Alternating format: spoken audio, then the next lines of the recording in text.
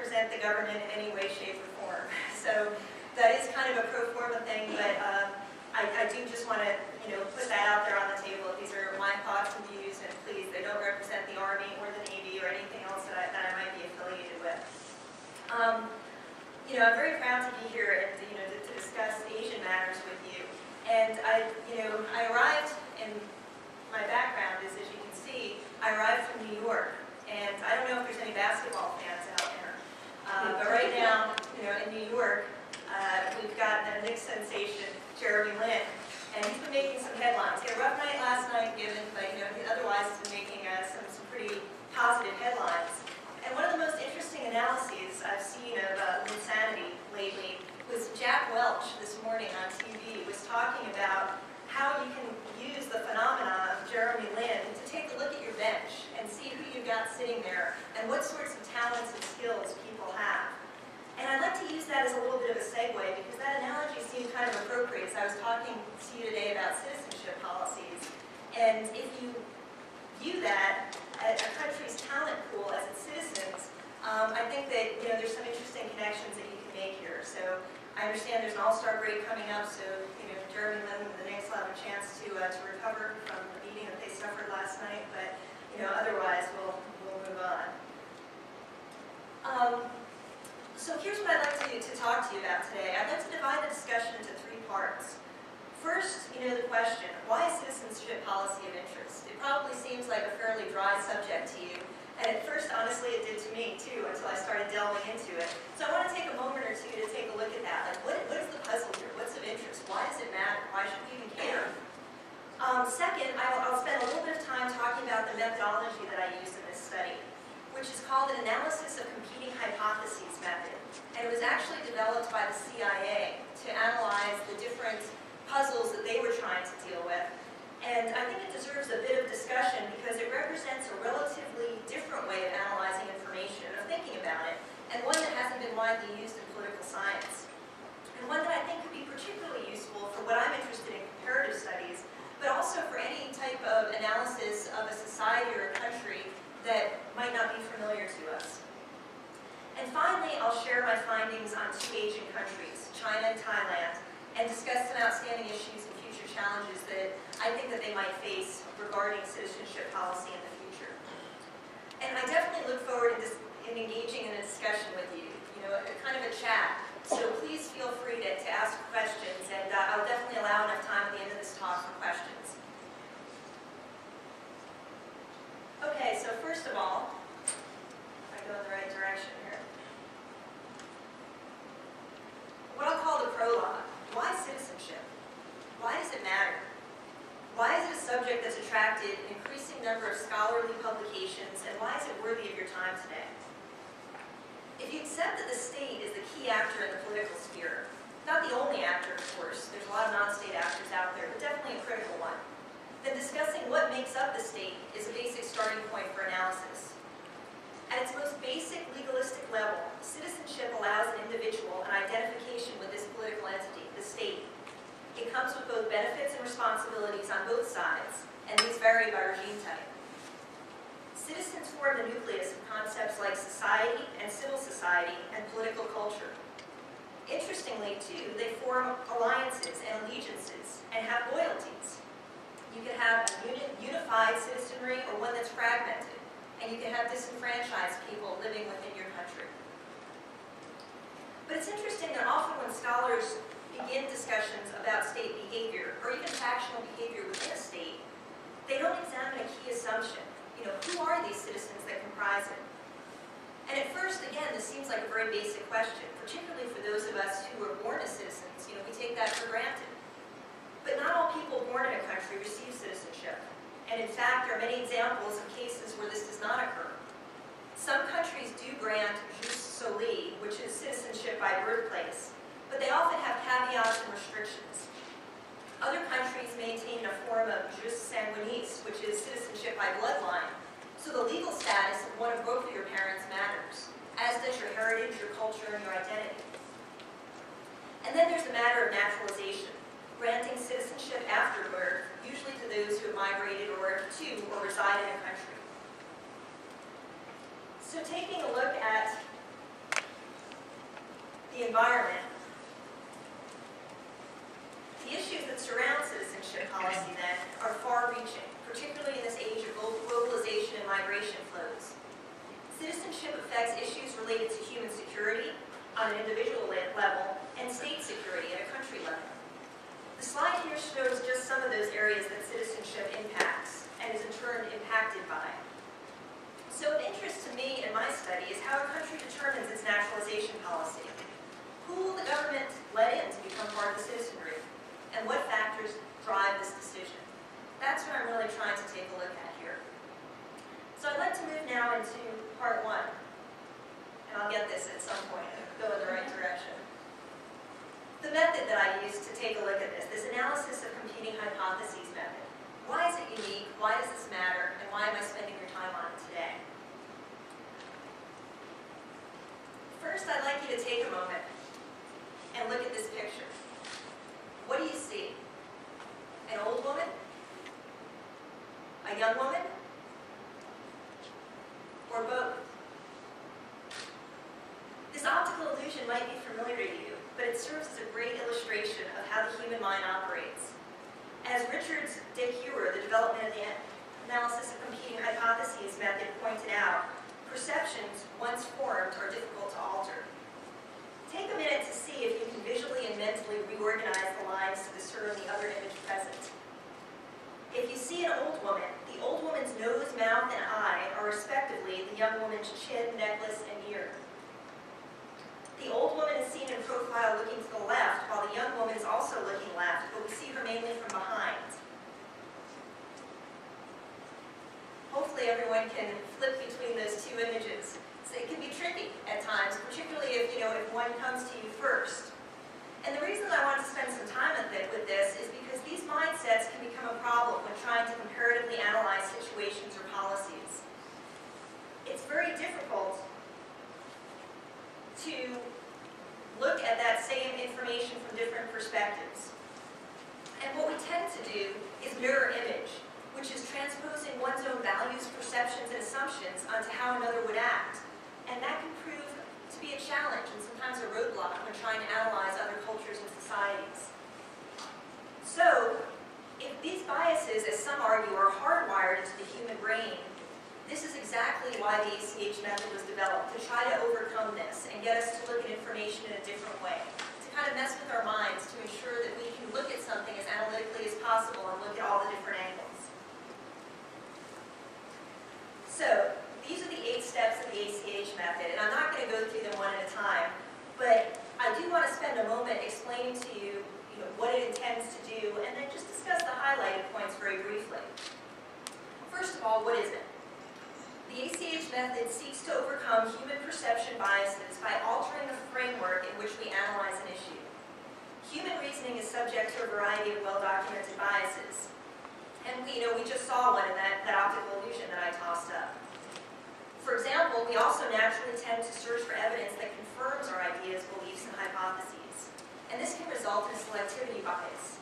We seek out and select data that supports our argument. And often there's quite a list of evidence we can accumulate. The issue here is that by cherry-picking the data, we naturally focus on those elements that corroborate our hypothesis, and we might not aggressively seek out all the possible data that contradicts it. I'd like to toss out another quick example. Suppose we wanted to determine whether or not it's raining outside, and we have a cat. I happen to have a cat, so this works pretty well for me. I open up the door, I let the cat out, and he returns wet. Therefore, I can naturally conclude it must be raining. But this ignores some of the other possible options. A neighbor might be watering her plants with a hose, children are playing with water guns, or someone's washing a car. Any of these could produce a wet and probably a rather angry cat. So to overcome these biases, ACH asks us to search for the inconsistent evidence in an attempt to expose the weaknesses of the hypothesis. In the example above that I just gave about the cats, the presence of any of the data points that I mentioned would cause us to doubt our original conclusion regarding the weather. So that this 8-step method takes us through that cognitive process. And there's 2 unique features that I want to highlight. Step 5. The process emphasizes searching for inconsistencies. And note here that we're not confirming data as consistent. Just listing it is not inconsistent. So in the wet cat example that I just gave, the fact that the cat is damp is not inconsistent with a variety of different hypotheses. Step 8 is also kind of unique in that, as those in social sciences and political sciences know, we can never gather the entire universe of data. And since human behavior is involved, the ACH method recognizes this and forces us to acknowledge the existence of certain evidence would alter our conclusions. To return one final time to our wet cat, if we discovered that our neighbors were on vacation, for example, that would alter our analysis regarding our garden hose hypothesis. So the ACH method offers benefits for systematically considering multiple hypotheses and avoiding confirmation bias. It also has the benefit of providing a way to document the evidence used and the hypotheses considered. Another analyst or scholar might disagree with your assessment, but with the ACH method, it becomes very easy to trace your logic and determine exactly where the disagreement arises, and even to carry out analysis based on their changes and what they disagree with. So that's the ACH method, and I want to spend a moment or two just discussing how this applies to citizenship policy. In my study, what I postulated was that a country's citizenship policy is driven by the government's interests at a given point in time. To determine the broad categories of these interests, I turned to political science theory, specifically the tenets of neorealism and constructivism, to develop my hypotheses. And I'd like to discuss some background regarding how each relates to a specific component of citizenship policy, naturalization. I focus on naturalization because to me it offered a concise way of tracing citizenship drivers, since it directly addresses the question of who can join us, and thus formally become a part of our country. The decision-making process related to legalized entry into a country can reveal the weight that a government places on identity and economic elements. For example, does the country grant preference to those with certain educational attributes? Or do those with a similar ethnic background find expedited regulations for naturalization? For a variety of reasons, I just looked at the formal legal requirements for becoming a citizen, while recognizing that this is merely the first step into inclusion into all aspects of the society. Integration, which is definitely a key component for realizing full social citizenship and preventing marginalization, wasn't covered by my initial analysis here.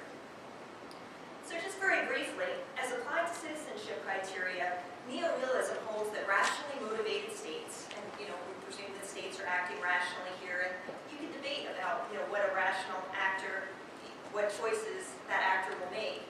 But neorealism says that these states will seek to create nationalization policies that assist in the maximization of their relative power.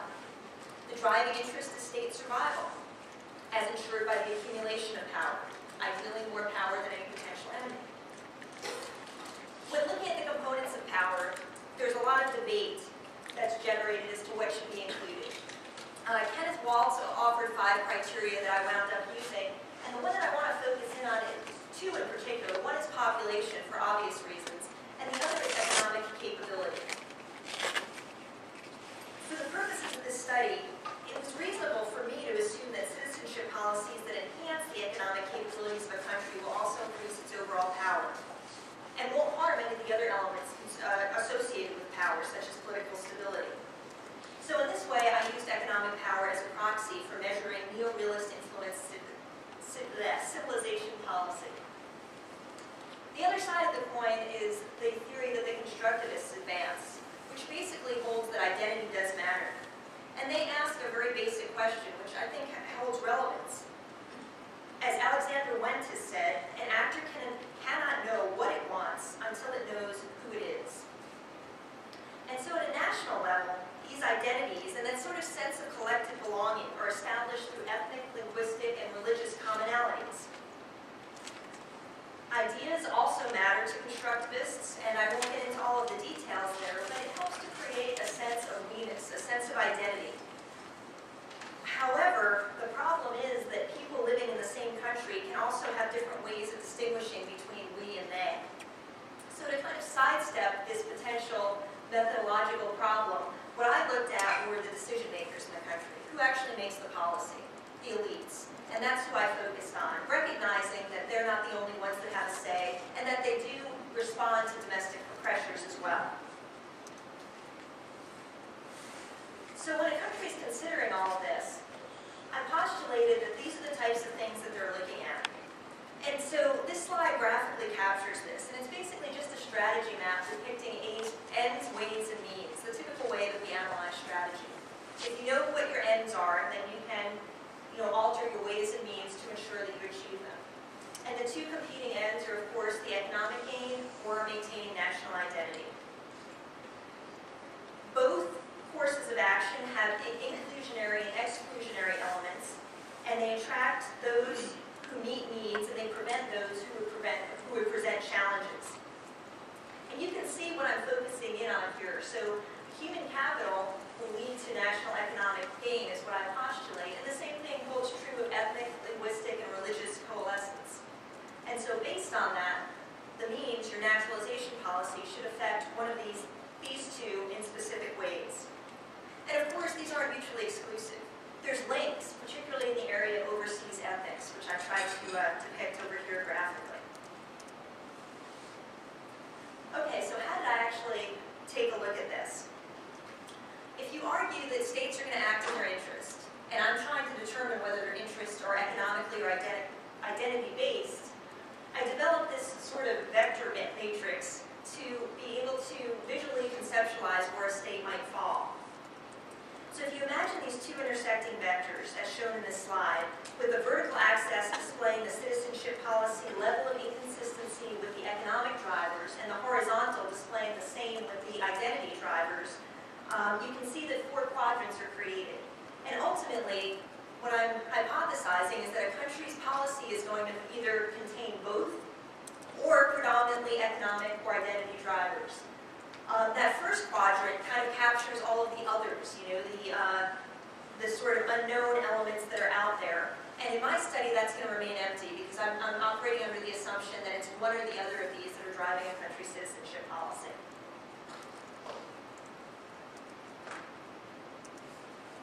And then finally, the evidence that I examined.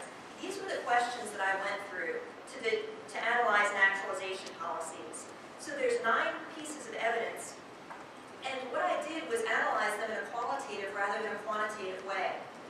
And that allowed me to capture some nuances and avoid some of the pitfalls that are sometimes associated with quantitative coding of answers. Often these questions don't have a simple yes or no answer. If you look at some of these, you could probably imagine an answer that would be, well, yes, but, or in some cases. And that's what I was trying to capture with the prose. And I was trying to avoid coding of a 0, 1, or 2, which would, in my opinion, have ignored some of the key nuances. So what I was looking at basically were degrees of inconsistency, as you can see from the bottom. So it's that weird way of thinking that we're looking at with the ACH method. We're not trying to figure out if dual citizenship affirms a certain policy. We're trying to see if that runs counter to one of the 2 hypotheses mentioned. So I'd like to take you into some of my findings on China and Thailand. My initial study also included 2 European countries, Germany and Estonia, but I'm not going to spend much time in the presentation discussing them. But so this is it's a small N study. There's just 4 cases that I took a look at. And I want to share with you, what my process took me through and some of the conclusions that I came up with. So let's start with China. As you know, China has approximately 1.34 billion people. And of interest to my study was that their minority population consists of approximately 113 million, which is bigger than most European countries. So when you talk about a minority in China, the scale and the scope of who you're talking about is fairly large. The nationality law is what drives and is the current basis for citizenship in the People's Republic of China. And what I'd like to just draw your attention to are some of the conditions that are in place. Basically, there's only 4, as you can see from the slide, that you have to be willing to abide by China's constitution and laws, pretty straightforward. You are a near relative to a Chinese national, or you have other legitimate reasons. Now, probably looking at this, you can already see where some issues arise. What exactly is a near relative? How near is near, and how do you measure that? Settled in China, what exactly does that mean? Is there a certain length and duration of time that I have to spend in China to meet that? And then finally, that other legitimate reasons is sort of a catch-all category. And the law doesn't provide any fidelity in helping us determine what exactly might constitute a legitimate reason. So this grants a high level of subjective approval authority to the government, and officials could theoretically grant citizenship for virtually any reason they deem as legitimate under that last category. So the ambiguity of the law and the opaque process, for example, individuals don't need to provide applicants for a reason for either acceptance or rejection. It leaves huge discretion in the hands of the deciding officials at both the local and national levels. So in an effort to form a middle ground between citizenship and alien status, China has recently turned to permanent residency as an option. And you can see there, it's been very recently. In 2003, they've decided to grant residency for periods of 3 to 5 years. Previously, if you wanted to reside in China, every year you had to renew your application. And that entailed paperwork, fees, and multiple offices. So you can imagine that the process was a little bit daunting. So many of those resident aliens in China were thrilled in 2003 when the policy changed to either 3 or 5 year residency. And they were even more excited in 2004 when they only had to go through this process once every 10 years. It cut down on a lot of the bureaucratic burden that they faced as desiring residence in China. And it's interesting because there's some data that was released from the recently completed 2010 census in China that revealed that just over 250,000 foreigners remained in China for more than 5 years, which presumably indicates, you would hope if they were admitting to that on a census, that they obtained a residency permit. In addition, that same census found that about 186,000 people came to China for settlement. But the National Bureau of Statistics for China didn't make a reference as to whether the settlement was equivalent to residency or whether the long-term aim was citizenship. It's kind of unknown what that exactly means. But in any event, what I took away from this was that China has a significant number of interested settlers, and thus a pool of potential candidates for naturalized citizenship.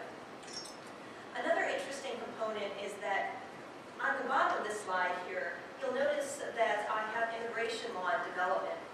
And Beijing is currently conducting research to frame its first ever immigration law to deal with the country's rising migrant population and immigrant population. There's been a lot of discussion between Chinese universities and think tanks and government officials on how to frame this law and who they should allow in and why. So this obviously also intrigued me, but unfortunately there's not much data available, at least publicly right now, as to which direction they're going to go in there. So with that background, when I actually conducted the ACH analysis, this is just a portion of the chart that I used. It would take about 5 pages, and I didn't want this to become an eye chart test and going through all of this. So what I'd like to do is just show you that this is what I went through, and this is what an ACH chart looks like. And then let me highlight 3 points if I could. First, evidence revealed inconsistencies with both hypotheses, which I took could be evidence of the ambiguous nature of the policy. There were certain elements that were just inconsistent with economics as a driver. They have marriage-based naturalization preferences. There's a lack of a preference based on educational level, and there's a lack of ability to hold dual citizenship. So logically speaking, when I looked at each of that, if I were to analyze this using the ACH method, the argument that I made is that any of those would deter me if I wanted to come to China for economic reasons. And if China wanted to attract me, if I were a skilled worker, or even if I was an unskilled laborer that they were trying to attract, they would not have those policies in place because that would deter me from going to China rather than to, say Singapore or somewhere else where I might not have to face these types of barriers. But on the flip side, on the identity hypothesis, the fact that citizenship requires neither a test nor an oath presents a challenge and an inconsistency with that identity hypothesis.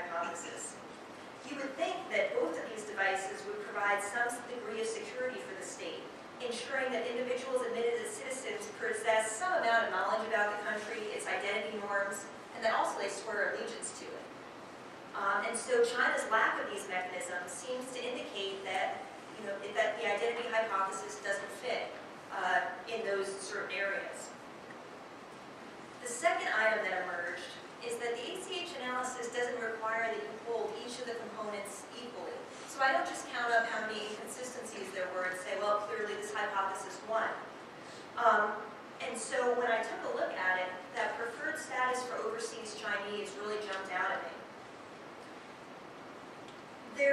While the Chinese Communist Party has an interest in attracting human capital to continue expanding the Chinese economy, the preference for overseas ethnics reveals that there are limits to the impartiality. And actually the Chinese Constitution, the PRC Constitution, clearly assigns the state with special responsibilities to those overseas ethnics. And you can see that in Article 50 over there. And China has also developed numerous agencies at the national and local levels to manage overseas Chinese policy and facilitate the symbolic affiliation and material contribution of the overseas Chinese to their homeland. So this is a specific government effort targeted at this group of people. And it's a significant inconsistency, as I saw it, with the economic hypothesis, because it reveals that in China, those economic considerations are not blind to identity. Yes, China wants investment money, China wants human capital. However, there's a caveat attached to it. And identity does seem to matter in that naturalization process, both in targeting and then going through the process itself. And it's interesting, too, because some scholars have suggested that this indicates a unique wrinkle in the relationship between a state and its ethnics abroad. Instead of the state protecting the people, these co-ethnics abroad have a role to play in strengthening the state. And this fits with official pronouncements and news articles that clearly state that the view that the Chinese living abroad have ties to Beijing. And one key example of this that I'd like to highlight is that this line of thinking became very evident in the media and the blog sphere in August of last year, of 2011, when Gary Locke was appointed as the U.S. ambassador to the PRC. He's a Chinese American, and many articles and blog entries highlighted this. One noted that Locke is a third-generation American of Chinese heritage, but in the eyes of many Chinese, he is a returning son. And so present here is the clear belief that Chinese identity is carried by blood and that Beijing has a claim on the loyalties of overseas ethnics. And this preferred status for overseas Chinese may be Beijing's attempt to attain the best of both policies, attracting outside investment in human capital while remaining true to the country's ethnic identity. So that was something that I wanted to highlight that the analysis seemed to bring out. And then the third and final point is that I'm going to return to one of the first points that I made, that a lot is open to interpretation in this policy. You can imagine that there are many different ways to look at some of the elements that I had spoken about, a near relative, settled in, any other relevant reason. That's very, very subjective and open to interpretation. And here's where I just wanted to spend a moment talking about those perspectives and what matters, because I've had some scholars suggest to me that there is no need for formal mechanisms that, a formal oath or a test, because informally the Chinese process does take care of this going through, and the bureaucratic process naturally sifts that out. And to a Western sort of legalistic mind, someone like me might look at that and say, but there's nothing written, there's nothing in the law that requires that, so then therefore it's not present. However, I've had those who are far more knowledgeable about China suggest to me that that's not necessarily the way the Chinese mind would think. And the whole concept of guanxi, which you're probably familiar with, that sort of connection that you have with people and the influence that you have with people, and creating a guanxi network to be able to get things done. For example, to the Chinese, it might be very evident that you don't have this guanxi network, so even if you were a citizen, you wouldn't be able to function very well within the society. A lot of this I'm going to emphasize is, speculation on my part, because there isn't any of the legalistic documentation that I could take a look at to say this is the case. But there has been a lot of citizenship study on informal mechanisms. And so I think it's worth mentioning that, even though legalistically, again, perception-wise, it might look as though those barriers are not in place, there are some informal mechanisms that we should consider when we look at this citizenship policy. Okay, so moving to Thailand now. I've got the right slide. There we go. I wanted to compare the People's Republic of China, which is arguably the biggest country on the block in the region, in the world as well, with a country that had points of contrast. So Thailand also has an ethnically diverse population. However, it's a lot smaller, both in population-wise and economically than China. And so I wanted to see, are there any differences that we can discern in citizenship policy in Thailand? So what I've thrown up is the Nationality Act, which regulates naturalization in Thailand. And there were two series of amendments. There were actually two amendments that occurred in '92 and one in '08. And this basically lists what some of the qualifications are to becoming a Thai citizen, becoming naturalized as a Thai citizen. I won't go through all of the details, but you'll notice that there is a lot more specificity in this regulation than there was in the Chinese one. You have to have domicile in Thailand for at least 5 years, not less than. So it goes through and specifically lists what the requirements are. And then furthermore, in October of 2004, a police official in Bangkok gave an interview with a newspaper in which he provided more details about what the Thai government is looking for someone who's trying to become a naturalized citizen. And he has a whole list where he talks about the income that's required, and how many taxes are required, what the income requirements are reduced if you're married to a Thai citizen, and the speaking requirements and the linguistic requirements, because there is a test, and the applicant must know the Thai language, including speaking, listening, and understanding. And they also have to be able to sing the national anthem and the royal anthem, and pass an interview in Thai with government officers. And it's very interesting, as I was researching this and going through, there are stories that people have posted who have gone through this process. There's actually one complete one that I could find, and he indicated that he did accomplish all these. He had to come in and sing the Thai anthem, the Thai royal anthem, and he went through extensive interview processes as well. So there seems some degree of corroboration with this. And then the police official also indicated that there's a point system, and so you can see the breakdown here as to what the Thai government is emphasizing. But the Minister of the Interior still has considerable discretion to grant or deny the naturalization application.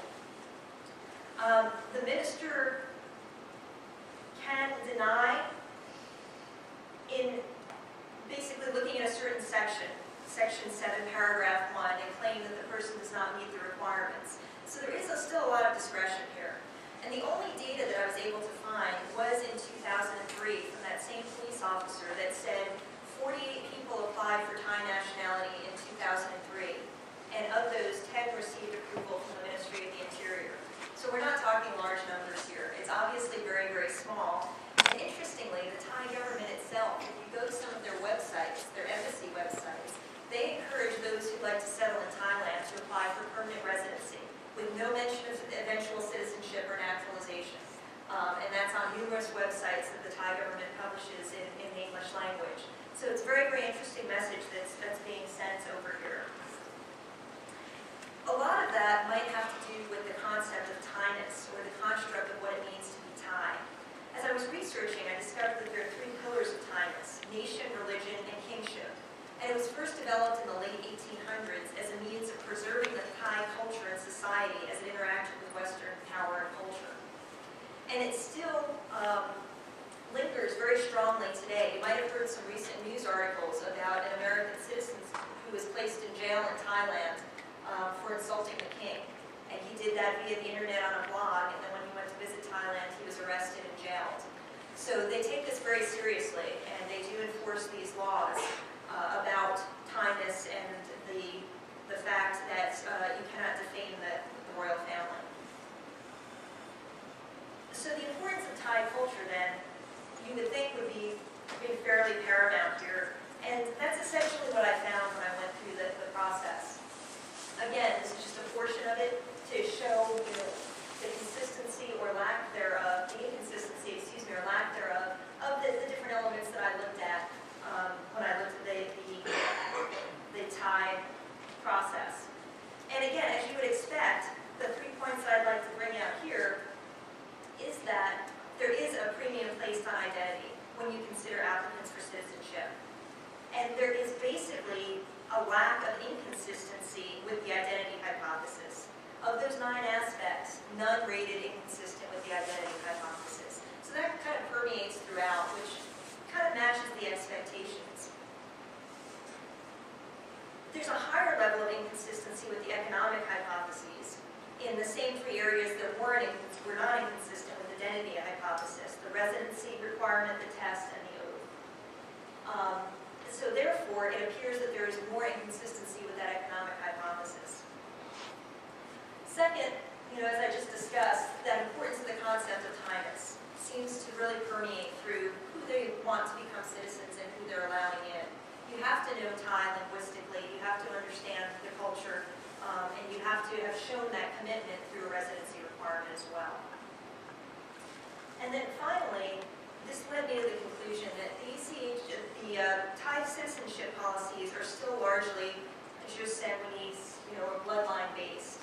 That identity really matters. And based on that, even though there have been some recent changes, there is a strong preference for those that either have ethnic Thai in their blood, in their background, or those that are willing to acquire many of the trappings of Thai culture. So looking at all of that, this is where I wound up placing China and Thailand on the vector chart that I talked about previously. And unfortunately, there aren't very many surprises here. This is probably pretty much as you would expect. Looking at these countries, if you didn't go through the analysis that I just talked you through, you might probably put those 2 countries on the chart in a fairly similar place. Unfortunately for my talk here, some of the most interesting results came in the European countries and where they were placed. And just in a bottom line up front type of disclosure, the European countries also identity mattered to them. Identity mattered in Estonia, as you might imagine, but identity mattered in Germany a lot more than I would have expected, given some of the recent citizenship law changes. So where does that leave us then? What does this all mean, and where does it, move forward? And so I just want to share a couple of, parting thoughts. First of all, with China and Thailand, both are facing a lot of different challenges. China is facing an increased cost of its domestic labor force. They had a comparative advantage in labor for a very long time in the international community, and that's being gradually eroded away. The consequence of that, why that's important, is that they're discovering that they're getting a large flux of illegal immigrants, believe it or not, across their borders. China shares borders with many different countries, and this is of concern to them.